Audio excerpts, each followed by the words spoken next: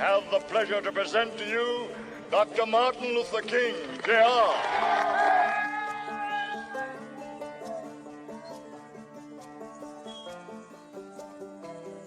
I am happy to join with you today in what will go down in history as the greatest demonstration for freedom in the history of our nation.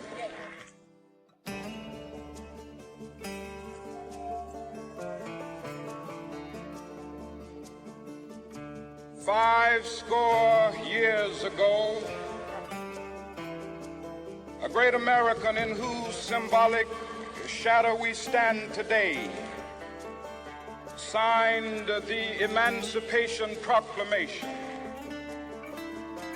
This momentous decree came as a great beacon light of hope to millions of Negro slaves who had been seared in the flames of withering injustice.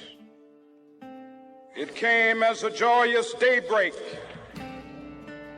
to end the long night of their captivity. But 100 years later, the Negro still is not free. 100 years later,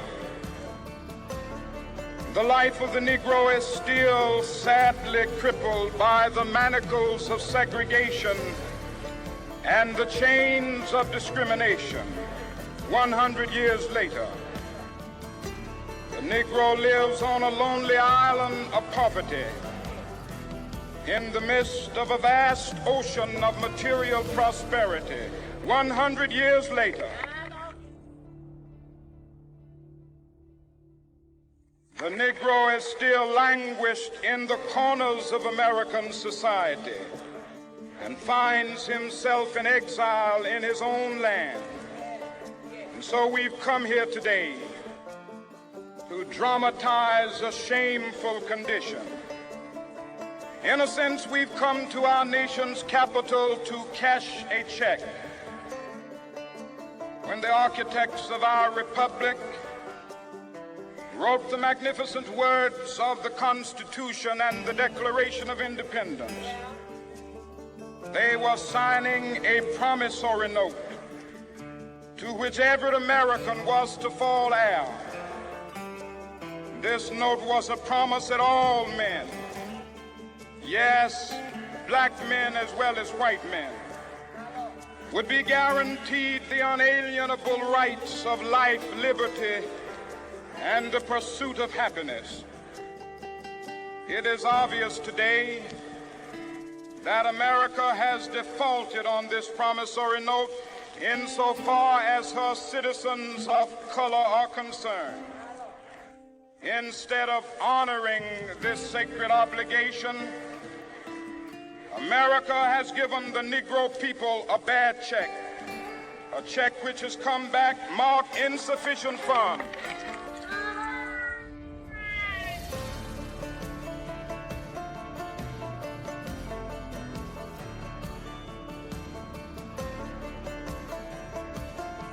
But we refuse to believe that the Bank of Justice is bankrupt. We refuse to believe that there are insufficient funds in the great vaults of opportunity of this nation. So we've come to cash this check, a check that will give us upon demand the riches of freedom and the security of justice. We have also come to this hallowed spot to remind America of the fierce urgency of now. This is no time to engage in the luxury of cooling off or to take the tranquilizing drug of gradualism.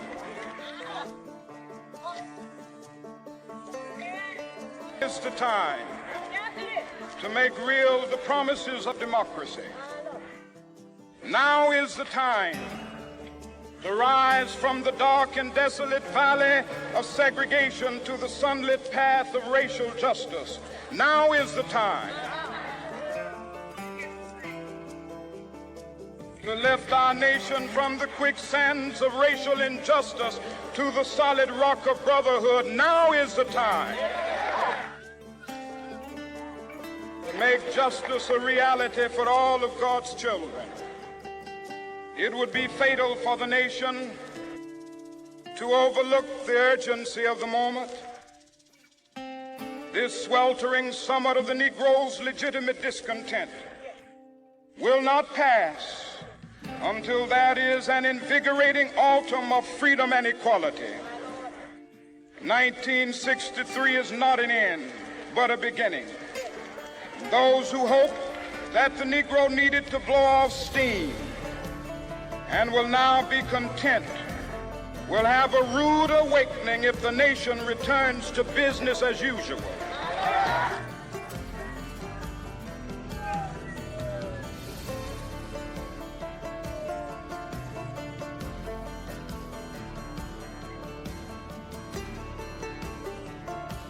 There will be neither rest nor tranquility in America until the Negro is granted his citizenship rights. The whirlwinds of revolt will continue to shake the foundations of our nation until the bright day of justice emerges. But that is something that I must say to my people who stand on the warm threshold which leads into the palace of justice.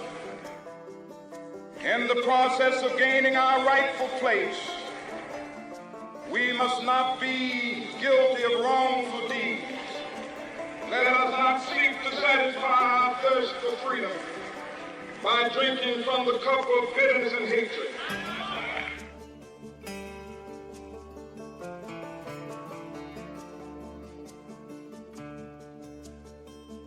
We must forever conduct our struggle on the high plane of dignity and discipline. We must not allow our creative protests to degenerate into physical violence.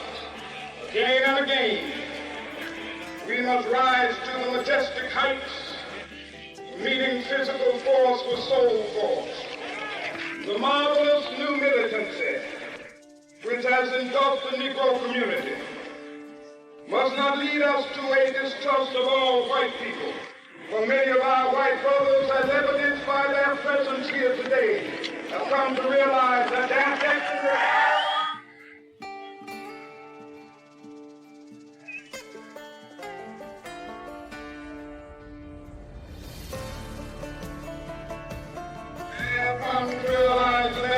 is inextricably bound to our freedom.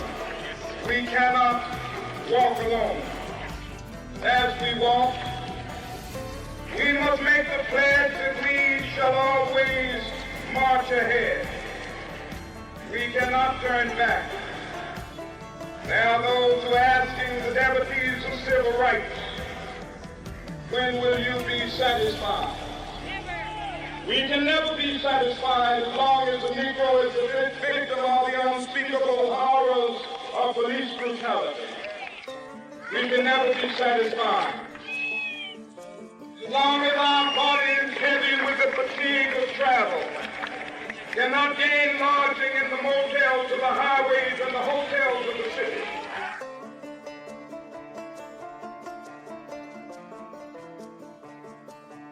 We cannot be satisfied as long as a Negro in Mississippi cannot vote and a Negro in New York believes he has nothing for which to vote. No, we are not satisfied, and we will not be satisfied until justice rolls down like waters and righteousness like a mighty stream.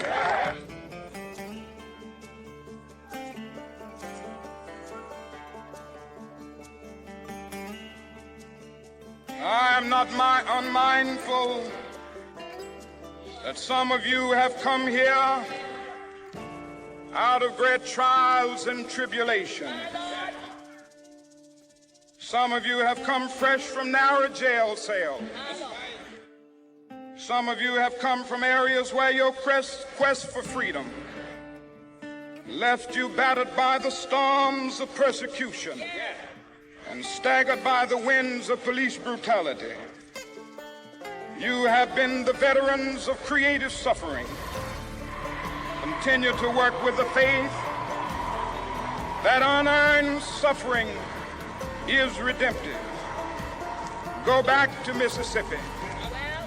Go back to Alabama. Go back to South Carolina. Go back to Georgia. Go back to Louisiana. Go back to the slums and ghettos of our northern cities, knowing that somehow this situation can and will be changed. Let us not wallow in the valley of despair. I say to you today, my friend,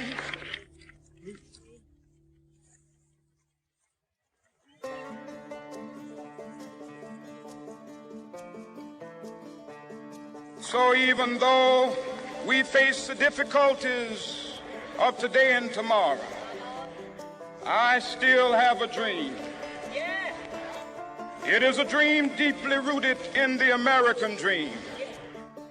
I have a dream that one day this nation will rise up and live out the true meaning of its creed. We hold these truths to be self-evident, that all men are created equal.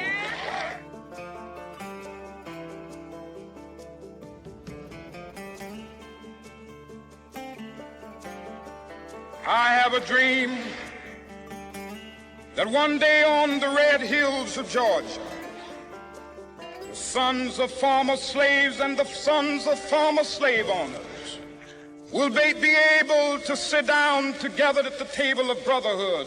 I have a dream that one day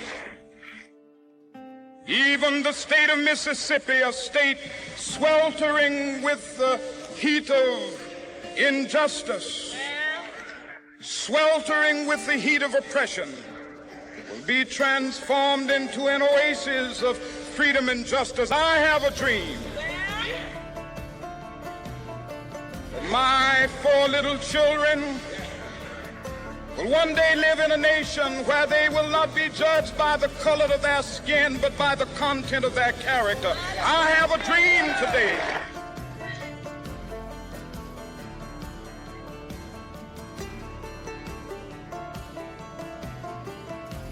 I have a dream that one day down in Alabama, with its vicious racists, with its governor having his lips dripping with the words of interposition and nullification, one day right there in Alabama, little black boys and black girls will be able to join hands with little white boys and white girls as sisters and brothers. I have a dream today.